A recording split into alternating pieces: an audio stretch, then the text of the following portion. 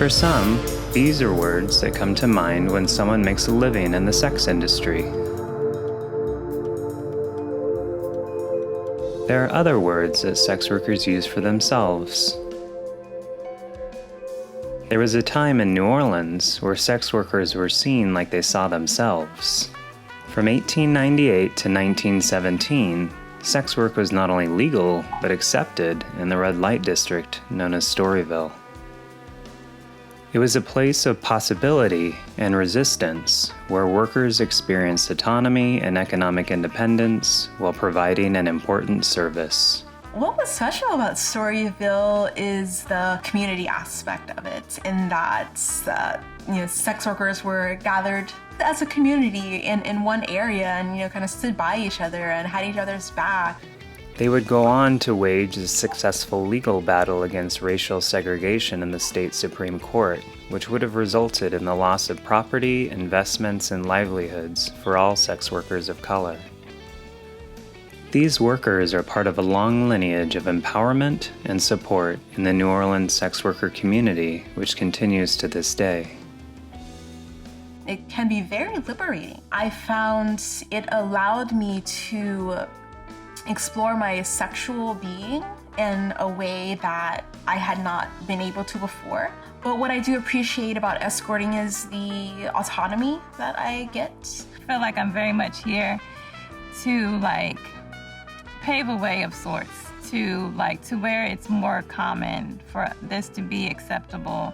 We'll hopefully be able to just have intimate, open conversations so that we can heal a lot of the sexual trauma and issues that we have going on in this world, because we're kind of keeping it underground.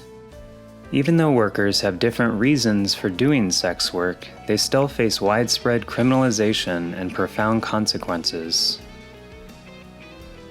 You have to be very careful who you talk to and about sex work, or you have to hide it. So if you're in a group, you're not going to talk about it because you don't know who is in this group and if they can harm you in any way. So you're always being a little bit evasive, and you don't show yourself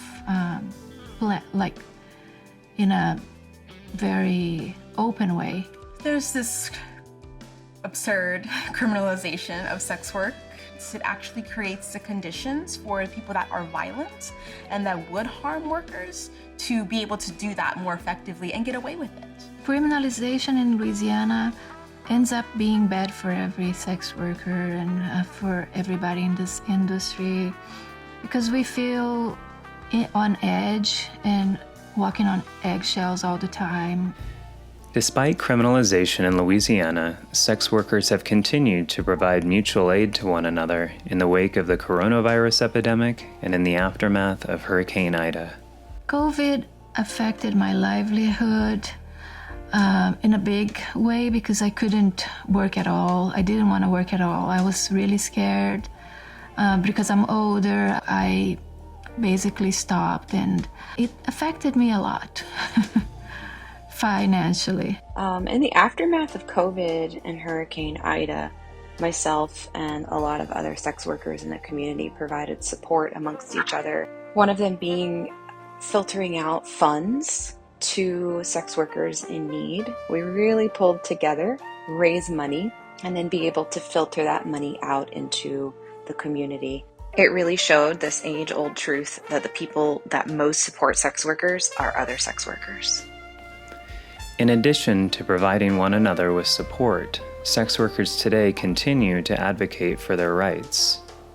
So there has been some proposed legislation in the state of Louisiana to decriminalize sex work, particularly House Bill 67.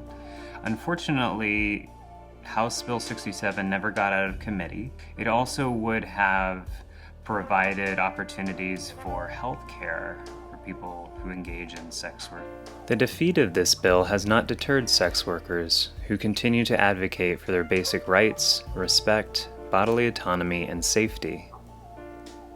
The ongoing criminalization of sex work prevents sex workers and their families from having the same rights, dignities, and services as anyone else in our society, and this is unacceptable 100 years later after Storyville, that sex workers continue to have to advocate for the same basic things that they were advocating for 100 years ago, and we have the opportunity to make that different. To not explore the sexual self is to leave out an integral part of your humanness. To get involved, visit deepsouthdecrim.org